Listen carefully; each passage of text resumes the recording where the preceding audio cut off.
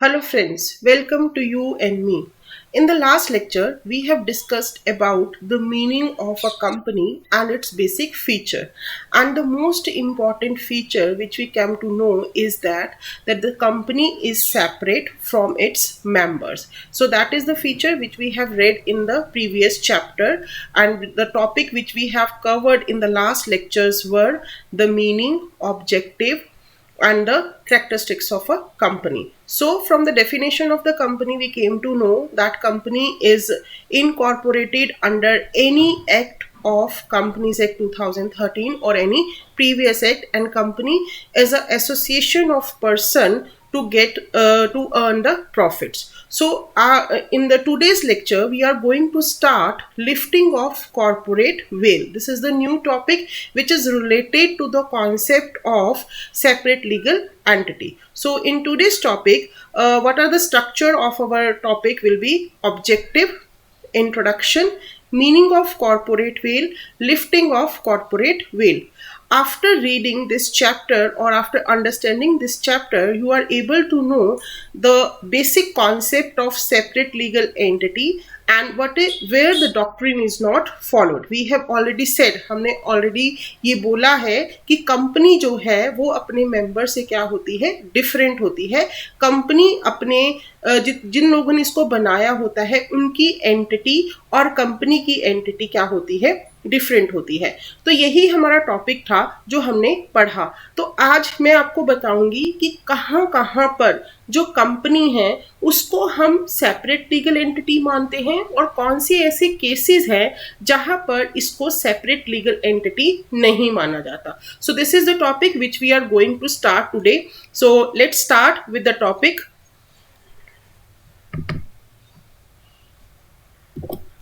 So lifting the corporate veil.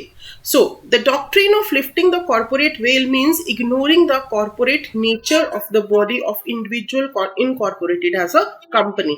जो भी company है, जब हम उसको इंडिविजुअल बॉडी मानते हैं तो उसको हम क्या बोलते हैं कि हमने जितने भी उसके मेंबर्स हैं और उनको कंपनी को अलग अलग माना, तो ये क्या थी, कंपनी थी. लेकिन जब हम इनको एक नहीं मानते हैं, हम लोग उसको एक ही मानते हैं, यानी कंपनी को और उसके मेंबर्स को जब हम एक ही मानते हैं तो उसको हम क्या बोलते हैं, lifting the corporate well. Actually में वेल का मतलब क्या होता है, वेल का मतलब होता है पर्दा, यानी कंपनी और उसके मेंबर्स के बीच में, कंपनी और मेंबर्स के बीच में क्या है, एक पर्दा है. और जब हम इस पर्दे को उसमें से हटा देते हैं तो वो क्या बन जाता है, लिफ्टिंग, अपलिफ्ट. हमने उस पर्दे को हटा दिया तो उसको हम क्या बोलते हैं, लिफ्टिंग ऑफ कॉर्पोरेट वेल. अब हमें ध्यान से पता है कि अब अ कंपनी क्या है, एक पर्सन है, अ ज्यूरिस्टिक पर्सन है, लॉ के द्वारा डिवेल्प की गई आर्टिफिशियल पर्सन है. बट इन रियलिटी जो कंपनी है वो किसके थ्रू काम करती है, वो ग्रुप्स ऑफ पर्संस के थ्रू काम करती है.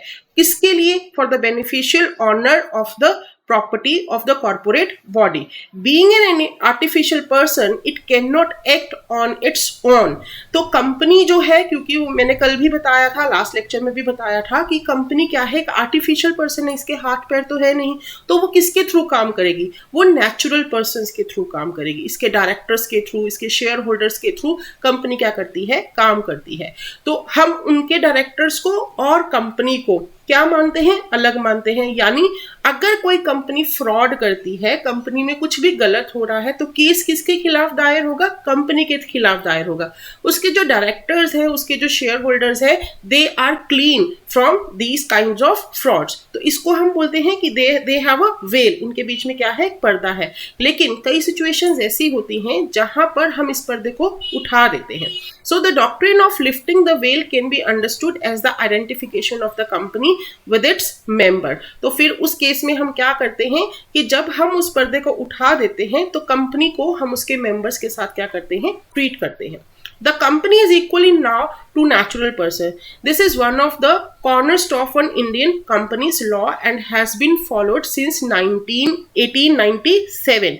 तो जब हमने बोला कि कंपनी और उसके मेंबर्स जो हैं वो अलग हैं, तो ये चीज कब आई, जो हमने केस डिस्कस किया था, Salomon versus Salomon and company, जिसमें ये बोला गया था कि कंपनी जो है उसकी एक सेपरेट लीगल एंटिटी है, इसी केस से 1897 वाले केस से ही ये चीज जो है वो एग्जिस्टेंस में आई कि कंपनी और कंपनी के मेंबर्स जो है वो क्या है, अलग है। The company has a distinct personality from its member and it allow a company to perform, to act on its own name as well as to sue and to be sued on its own name. लेकिन जब कोई भी व्यक्ति इन चीजों का नाजायज फायदा उठाने लग जाए, यानी जो मेंबर्स है अब उनको क्या पता लग गया कि कंपनी जो है वो कुछ भी करती रहे, हमारे ऊपर तो किसी तरह का कोई ब्लेम आने वाला नहीं है, तो उस केस में जो लॉ है वो अपने आप को हेल्पलेस महसूस नहीं कर सकता। पब्लिक पॉलिसी के अगेंस्ट अगर कोई कंपनी काम कर रही है, किसी के साथ कोई कंपनी फ्रॉड कर रही है, तो उस केस में कंपनी और उसके मेंबर्स को हम क्या मानते हैं, सेम मानते हैं। So now let's start what is the meaning of doctrine of lifting the corporate well. The whole law of corporation is still based on the principle of corporate entity. There are umpteen instances in which the court have upheld the principle and restricted the temptation to break through the rule. But when the benefit is misused, the court is not powerless. लेकिन जब लोग इसका misuse करने लग जाते हैं, जब लोग इसका फायदा उठाना शुरू कर देते हैं, तो कोर्ट जो है वो हेल्पलेस नहीं है, वो पावरलेस नहीं है। They have a power to lift the corporate veil and to see the reality behind the veil. तो उसके पास क्या होता है, उसके पास ये पावर होती है कि वो कंपनी और उसके मेंबर्स की एक्चुअल पोजीशन देखे और देखे कि एक्चुअली में हो क्या रहा है। In going so the court subserves the important public interest to arrest misuse और abuse of benefit conferred by the law. तो जब भी कंपनी को कोई ऐसा काम करना पड़ता है तो कंपनी क्या करती है, वो देखती है कि इसमें पब्लिक का इंटरेस्ट क्या है।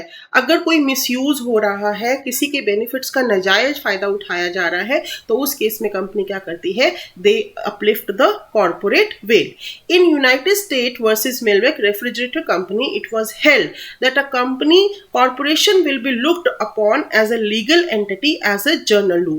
But when the notion of legal entity is used to defeat public convenience, justify, protect fraud or defend crime, the law will regard the corporation as an association of person. लेकिन जब कोई भी company जो है वो law के द्वारा provide किए हुए वी कैन से बेनिफिट्स को डिफीट करने की कोशिश करती है, पब्लिक को धोखा देने की कोशिश करती है, कोई फ्रॉड करती है, किसी क्राइम को छुपाने की कोशिश करती है, तो उस केस में कंपनी क्या मानी जाएगी, कंपनी एक corporation as association of person जो है वो मानी जाएगी।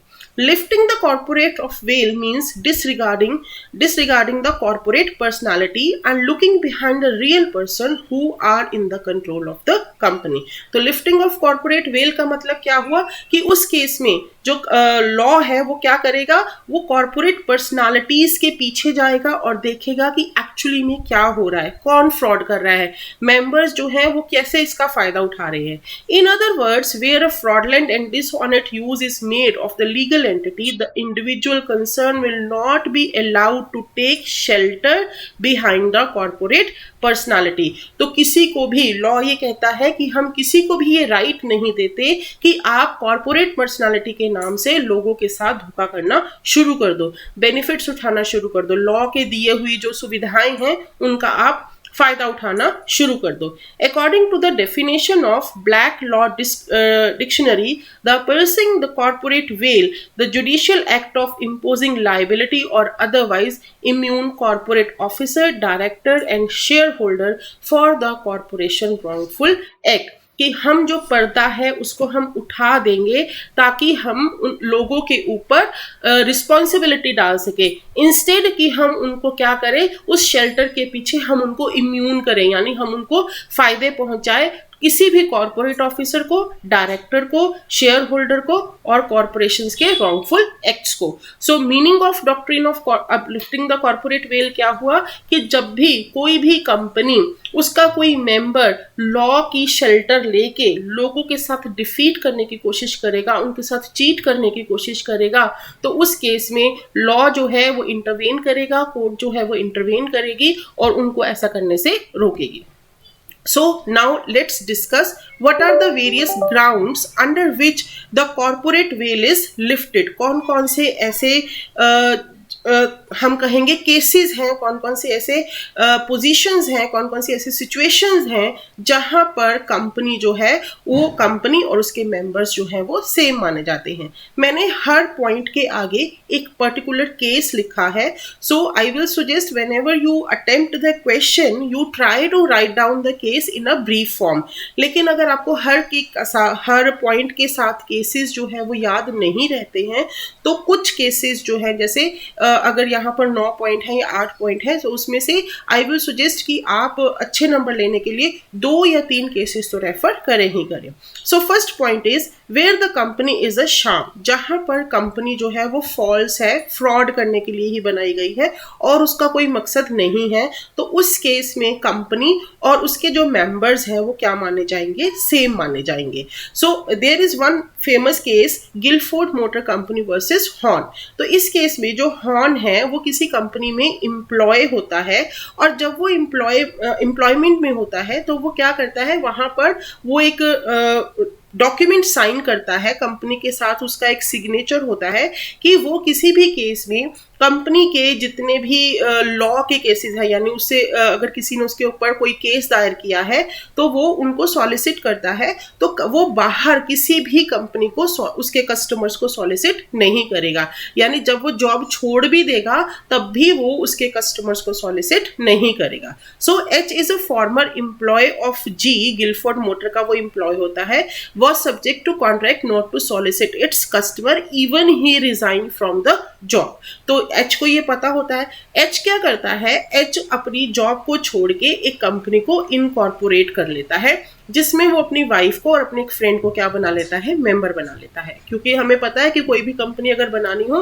तो हमें कितने मेंबर्स चाहिए, 7 मेंबर्स चाहिए. तो इस तरह से वो क्या करता है, एक कंपनी जो है वो डेवलप कर लेता है. So H incorporated a company to carry on business which solicited customer of G. वो क्या करते हैं, जी के कस्टमर्स को सॉलिसिट यानी उनको गाइडेंस प्रोवाइड करना शुरू कर देते हैं. अब इसमें हो क्या रहा है कि उसको पहले से ही पता है कि कंपनी की क्या क्या वीकनेसेस है और इस तरह से वो क्या करता है, कस्टमर्स को अपनी तरफ अट्रैक्ट कर रहा है, उसके पुराने कस्टमर्स जो है उनको ही लेके आ रहा है और अब वो कंपनी के खिलाफ जो है उनके केसेस जो है वो लड़ता है. तो उसको बेनिफिट हो रहा है. उधर कंपनी जो गिलफोर्ड मोटर है, क्योंकि वो उसका एम्प्लॉय रह चुका होता है, उसको पता है कि इसके सारे जो भी कस्टमर्स है इसको हमारे सारे लूप होल्स पता है, तो ऑब्वियस है जो केस है वो किसकी फेवर में जाने वाला है, कस्टमर्स की फेवर में जाने वाला है. तो अब जो गिलफोर्ड मोटर है वो इसके खिलाफ केस दायर कर देती है. तो एच जो कहता है, हॉर्न कहता है कि मैं कुछ नहीं कर रहा, मेरी तो ये कंपनी नहीं है, मेरी जो कंपनी है वो ये काम कर रही है. आई एम नॉट प्रोवाइडिंग, मैंने तो कॉन्ट्रैक्ट साइन किया हुआ है कि मैं किसी भी तरह का सॉलिसिट प्रोवाइड नहीं करूंगा. So I am not doing this, my company is doing this. तो जो कोर्ट है वो कहती है कि नहीं, ये एक फ्रॉड है, जो कंपनी है वो फॉल्स है. इस केस में हॉर्न और उसकी कंपनी क्या माने जाएंगे, सेम माने जाएंगे. और उसके इंजक्शन होता है रोक देना, तो वो ऑर्डर लगाती है कि आप और आपकी कंपनी ये काम जो है वो नहीं कर सकते. सो जहां पर एक कंपनी फॉल्स होती है उस केस में कंपनी और उसके मेंबर्स क्या माने जाते हैं, they are treating as a same. I hope the case is understood to you. Next is invocation of the principle of agency. Now what is the principle of agency? Principle of agency हमें ये कहता है कि कोई भी काम, अगर कोई एजेंट कोई काम करता है तो उसके लिए उसका रिस्पॉन्सिबिलिटी किसकी होती है? रिस्पॉन्सिबिलिटी जो है वो उसके मालिक की होती है, उसके प्रिंसिपल की होती है. तो यहाँ पर this is known as act of agency और अ प्रिंसिपल ऑफ एजेंसी. तो जहाँ पर एक कंपनी जो है वो सिर्फ और सिर्फ अपनी मेंबर्स के लिए काम कर रही है, उसके जो एजेंट्स हैं वो कंपनी के लिए एज अ एजेंसी का काम कर रहे हैं या कंपनी जो है वो एजेंसी का काम कर रही है, तो उस केस में भी उसके मेंबर्स और वो जो है वो क्या माने जाएंगे, सेम माने जाएंगे. तो इसमें केस है आरजे फिल्म लिमिटेड का। An American company finance the production of a film in India in the name of Britain company. तो एक अमेरिकन कंपनी होती है जो क्या करती है, जो इंडिया में फिल्म बनाती है but on the name of a Britain company, वो उसको ब्रिटिश कंपनी के नाम से रजिस्टर करवाना चाहती है। तो अब उसको क्या करना पड़ेगा, उसे एक ब्रिटिश कंपनी बनाई, उसके 90% शेयर्स जो थे वो सारे के सारे किसके पास थे, अमेरिकन कंपनी के पास थे। सिर्फ 10% शेयर्स जो थे वो दूसरे स्टाफ को दे दिए गए। तो जब वो फिल्म पूरी हो गई तो कंपनी ने अपनी फिल्म को जो है वो रजिस्टर करवाने की कोशिश करी। कौन सी कंपनी ने, ब्रिटेन की कंपनी ने अपने नाम से वो फिल्म जो है वो रजिस्टर करवानी शुरू कर दी। लेकिन जब वो फिल्म थिएटर में आई, उसको रजिस्टर करवाने की बात हुई तो सेंसर बोर्ड ने उस फिल्म को ब्रिटिश फिल्म रिकॉर्ड करने से मना कर दिया। और फिर जो अमेरिकन कंपनी और जो ब्रिटिश कंपनी है उन्होंने केस दायर किया कि आप क्यों नहीं रजिस्टर कर रहे हो हमारी कंपनी को। तो वहां पर जो सेंटर बोर्ड होता है वो कहता है कि ये जो कंपनी है, ब्रिटिश कंपनी है, एक्चुअली में ये कुछ नहीं है, ये अमेरिकन कंपनी ही है। इससे सिर्फ बेनिफिट लेने के लिए, अपने आप को ब्रिटिश कंपनी बनाने के लिए ये काम जो है वो शुरू किया है। तो ये कंपनी जो है वो क्या कर रही है, she is working as a agent of the American company, और इसका कोई भी काम नहीं है क्योंकि इसका कोई भी और बिजनेस ही नहीं है। तो इस केस में भी कंपनी और उसके मेंबर्स क्या माने जाते हैं, सेम माने जाते हैं। Next is protection of revenue. So this is very famous case of Sardeen Shah. जब भी ये question आए, I will suggest you definitely write this case. Sometimes the tax evasion के लिए अगर कोई व्यक्ति अपने टैक्स को बचाने के लिए कोई कंपनी क्रिएट करता है, यानी वो डायरेक्टली क्या कर रहा है, वो सरकार को धोखा दे रहा है अपने टैक्स की लाइबिलिटी को बचाने के लिए, इनकम टैक्स ना पे करने की वजह से वो क्या कर रहा है, उसने कंपनीज को जो है वो क्रिएट कर दिया है। सो this is a very famous case. I will suggest each and everyone that whenever you get this question, you definitely write this particular case. Sardeen Shah Mackenzie Pettit case.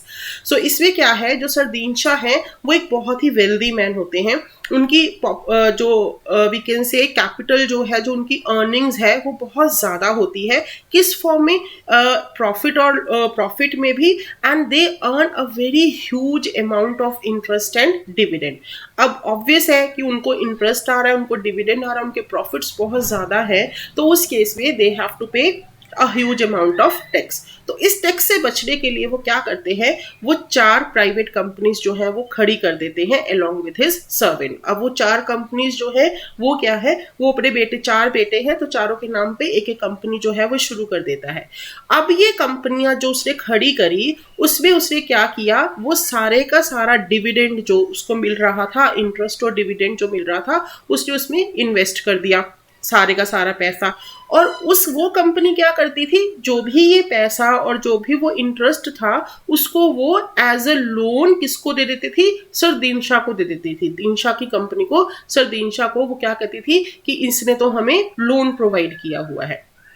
तो अब जब हम लोन के ऊपर कोई भी इंटरेस्ट पे करते हैं तो वो हमारा क्या होता है, टैक्स से फ्री हो जाता है। तो अब ये क्या कर रहा है, इसने अपनी टैक्स लायबिलिटी को बचाने के लिए वो कंपनी शुरू करी और वापस वो जो इनकम थी वो किस रूप में लेनी शुरू कर दी कि मैंने तो ये कंपनी से लोन ले रखा है। तो जो गवर्नमेंट है, जो टैक्स अथॉरिटीज है, वो इसके खिलाफ केस दायर करती है। तो ये कहता है कि मैंने तो कुछ नहीं किया, मैं तो सारे का सारा पैसा जो है वो किस में दे रहा हूँ, लोन के रूप में इन सारी कंपनीज में मैंने इन्वेस्ट कर रखा है, तो मेरे पास तो कोई पैसा नहीं है। तो उस केस में जो का लॉ है वो सरदीन शाह को कहता है कि इन कंपनीज का एक्चुअली में, जो भी ये 4 कंपनीज उसने शुरू करी हैं, उसका एक्चुअली में कोई भी बिजनेस नहीं है, सिर्फ ये इंटरेस्ट और डिविडेंड की इनकम को यहाँ पर इन्वेस्ट करने के लिए दिखाया जा रहा है ताकि इसकी टैक्स लायबिलिटी को बचाया जा सके। तो इस केस में सरदीन शाह और उसकी सारी कंपनीज को क्या माना जाता है, वन एंड द सेम माना जाता है। तो कोई भी व्यक्ति अगर प्रोटेक्शन ऑफ रेवेन्यू के चक्कर में, टैक्स को बचाने के चक्कर में कोई कंपनीज को खड़ा करेगा तो वहां पर उसके मेंबर्स और वो कंपनीज जो है वो क्या मानी जाएंगी, सेम मानी जाएंगी। That means the concept of separate legal entity will not be considered here. Next is determining the true character of a company. तो इसमें भी फेमस केस है Daimler company limited versus Continental Tyre and Rubber company. तो जब आपको ये पता करना हो कि कंपनी का एक्चुअली में करेक्टर कल हमने बताया था ना कि हर एक कंपनी की क्या होती है, एक सिटीजनशिप होती है। अगर एक कंपनी जो है वो इंग्लैंड में है तो वो इंग्लैंड की कंपनी, हम बोलते हैं ना कि वो फॉरेन की कंपनी है। अगर उसका हेड ऑफिस जो है वो इंडिया में है तो हम ये बोलते हैं कि इंडियन कंपनी है। तो किसी भी कंपनी का करेक्टर अगर हमें डिसाइड करना हो तो उस केस में भी कंपनी और उसके मेंबर्स क्या माने जाते हैं, हम उनको सिचुएशन के हिसाब से हम उनको क्या कर सकते हैं, एक मान सकते हैं। तो what was the case, company incorporated in England by a German company. एक कंपनी जो है, जर्मन कंपनी जो है वो इंग्लैंड में अपनी एक कंपनी जो है वो खड़ी कर लेते हैं, और ज्यादा जितने भी उस इंग्लैंड कंपनी के शेयर्स होते हैं वो किनके पास होते हैं, जर्मन पीपल्स के पास होते हैं। बेसिक इनका बिजनेस क्या होता है कि इंग्लैंड में वो जर्मन में बनाए हुए जो भी टायर्स होते हैं उनको उसने बेचना होता है। In the meanwhile, there is during the First World War, the English company start recovering its debts, क्योंकि वो टायर बेच रही है इंग्लैंड में, तो वो क्या करना शुरू कर देती है, जो जर्मन कंपनी है, क्योंकि मेंबर्स कौन है, जर्मन कंपनी के मेंबर्स हैं, वो क्या करते हैं कि फर्स्ट वॉर के दौरान वो अपनी इस कंपनी के जितने भी लोगों के पास पैसे उधार पे उन्होंने बिजनेस शुरू करा होता है उनसे पैसे मांगना शुरू कर देते हैं।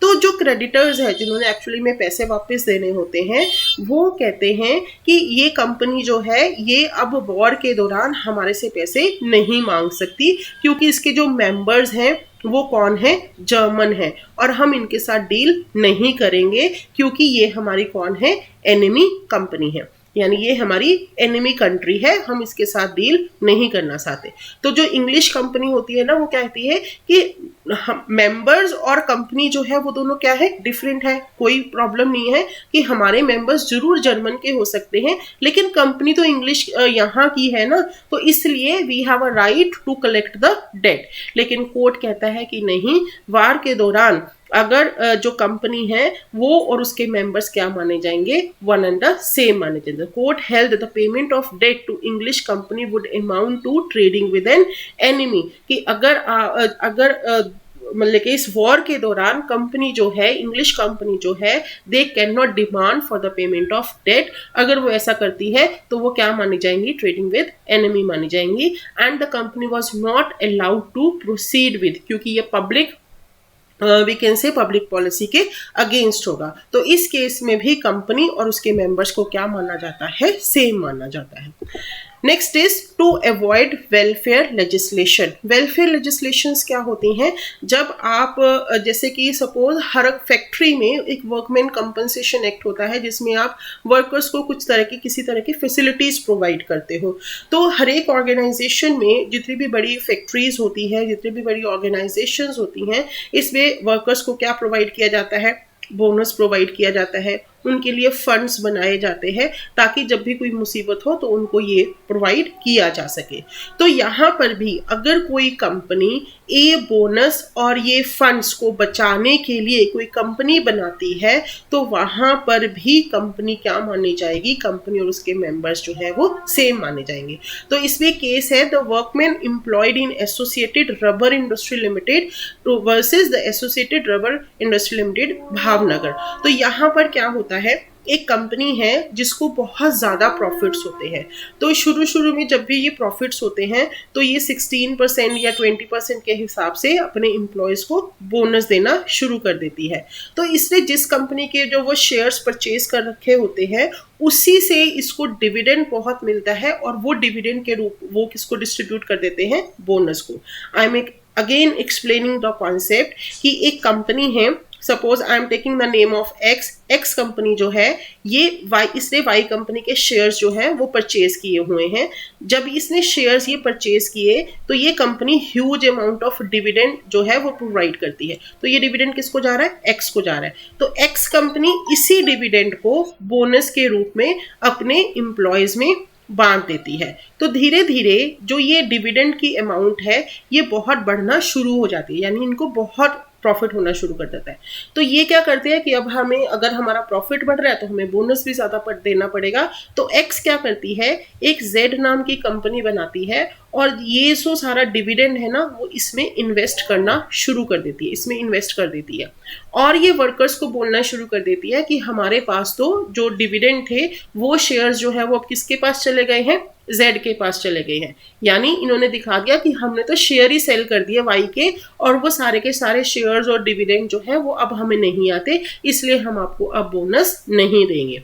तो जो वर्कमैन कंपनसेशन एक्ट है वो वहां के वर्कर्स एसोसिएशन होती हैं वो क्या करती हैं, वो कंपनी के खिलाफ केस दायर कर देती हैं कि नहीं, कंपनी ने जो ये जेड कंपनी बनाई है वो कुछ नहीं है, वो सिर्फ ये शेयर्स ट्रांसफर और इसके डिविडेंड जो है वही ट्रांसफर करने के लिए ये कंपनी जो है वो बनाई गई है ताकि एम्प्लॉयज को बोनस ना देना पड़े। कोर्ट जो है वो इंटरवेन करती है और सिचुएशन को देखती है और फैसला जो है वो वर्कर्स के हक में जाता है और वहां पर भी कंपनी और उसके मेंबर्स यानी एक्स और जेड ये दोनों जो है वो क्या माने जाते हैं, एक ही माने जाते हैं। तो अगर आप किसी भी ऑर्गेनाइजेशन के रूल्स एंड रेगुलेशंस को खत्म करने की कोशिश करते हो, वर्कर्स के साथ धोखा करने की कोशिश करते हो, तो उस केस में भी कोर्ट जो है वो कंपनी और उसके मेंबर्स को क्या मानेगी, सेम मानेगी। Next is determination of technical competence of company. अब हमने ऊपर जितने भी केसेस डिस्कस किए वो सारे किसके हक में थे, वो बाहर वाले लोगों के हक में थे, यानी जब कंपनी ने फ्रॉड करने की कोशिश करी। तो कई बार ये अपलिफ्टिंग ऑफ कॉर्पोरेट वेल जो है वो सिर्फ ऐसा नहीं है कि कंपनी लोगों के साथ सिर्फ धोखा कर सकती है, कई बार लोग भी कंपनी की सिचुएशन को नहीं समझ पाते, तो कंपनी के बेनिफिट के लिए भी कंपनी और उसके मेंबर्स को क्या समझा जाता है, सेम समझा जाता है। सो this is a famous case new horizon versus union of India.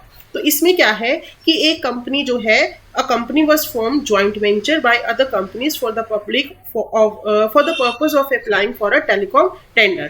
तो एक कंपनी जो है वो जॉइंट वेंचर करती है किसी और कंपनी के साथ ताकि उनको क्या मिल सके, टेलीकॉम का टेंडर मिल सके।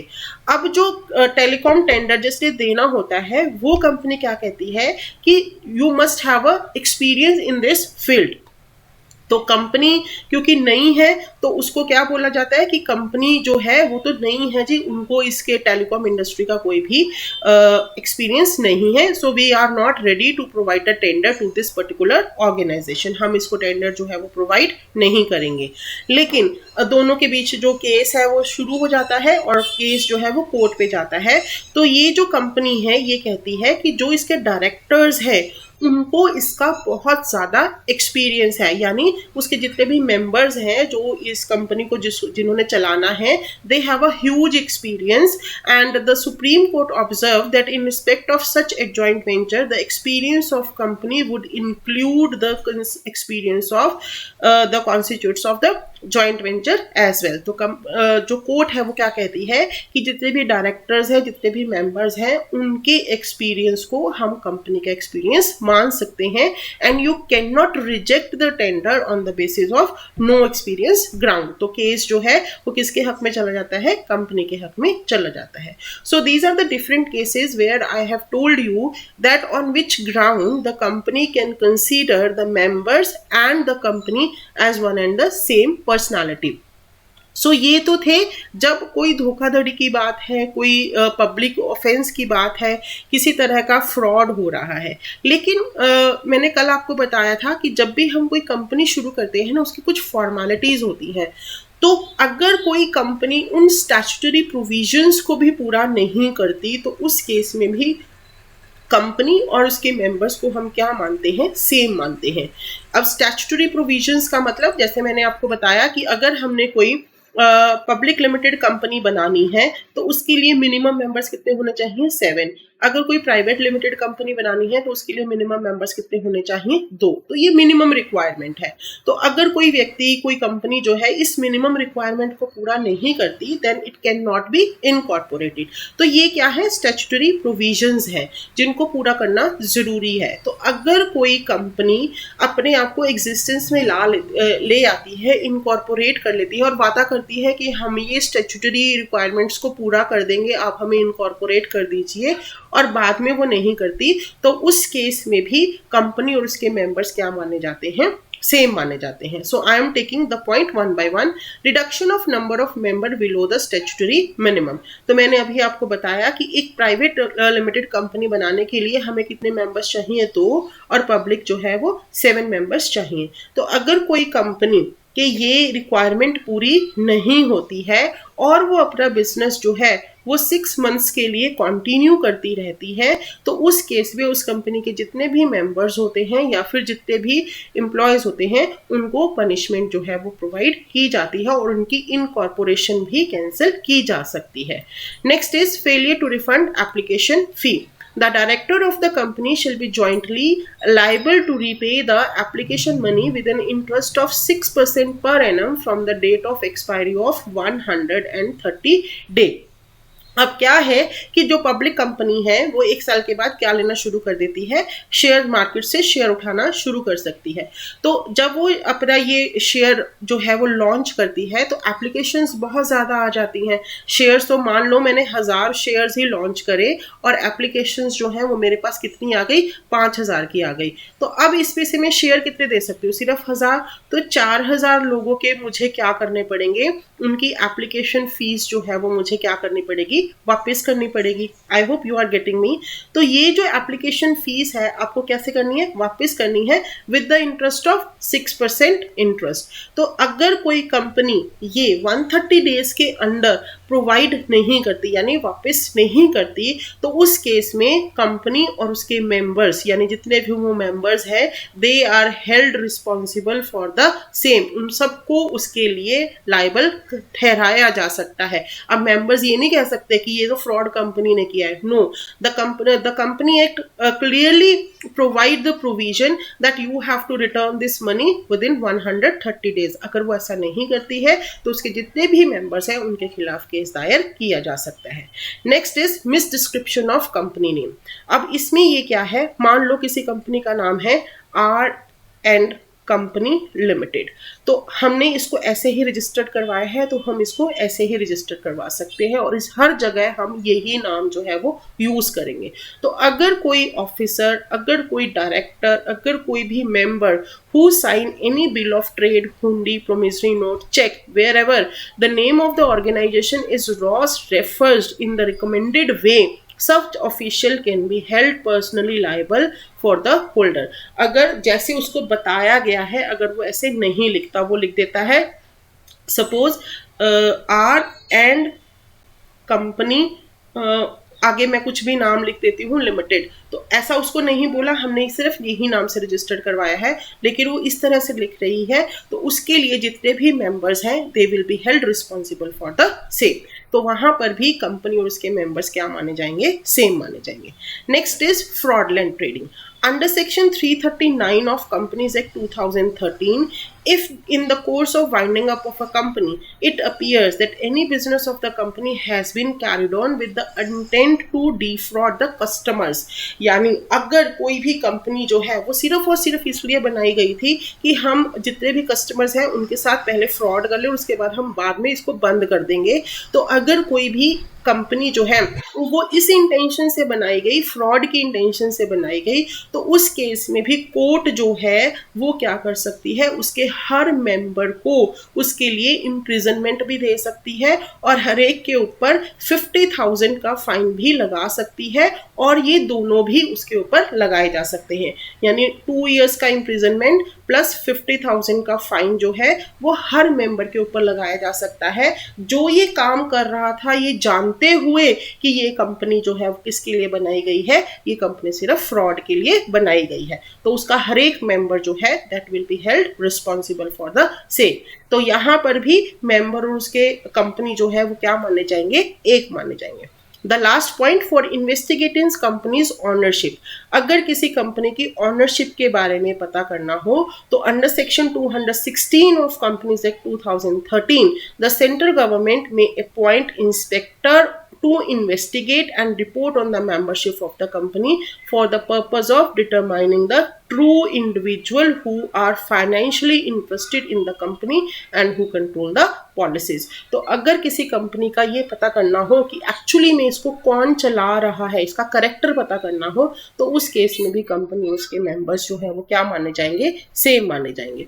सो these are the certain situations where we can say कि कंपनी और उसके मेंबर्स जो हैं वो क्या माने जाएंगे, सेम माने जाएंगे. So I hope you get the topic कि कॉर्पोरेट वेल क्या होती है, उसको किस सिचुएशंस में हम मेंबर्स जो हैं वो क्या माने जाएंगे, सेम माने जाएंगे, कहाँ पर इसके मेंबर्स और जो कंपनी है वो अलग अलग ट्रीट करेंगे, सेपरेट लीगल एंटिटी का कॉन्सेप्ट कहाँ पर फॉलो होगा और कहाँ पर ये कॉन्सेप्ट जो है वो फॉलो नहीं होगा. तो this is the major topic and after this topic I hope you are able to answer the following question, or we can say these are the questions which you can get from this topic. A company is a person separate from its member.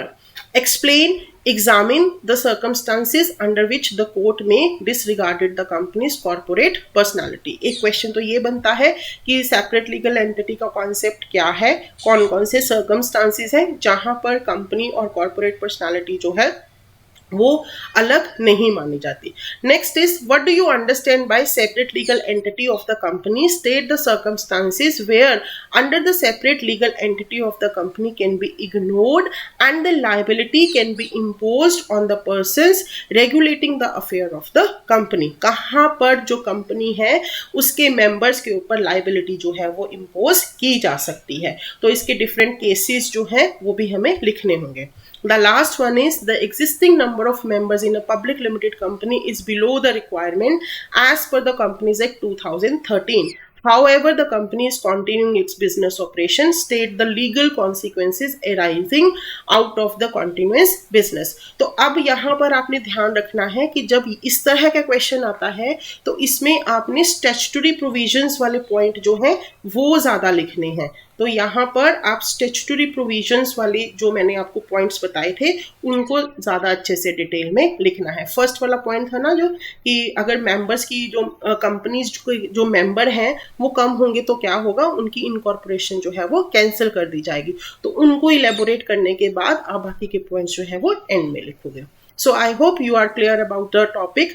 अगर आपको ये video पसंद आया so I request you to all of you kindly like, share and comment, and if you have any kind of doubt kindly comment me. I will try my best to answer your questions. Thank you.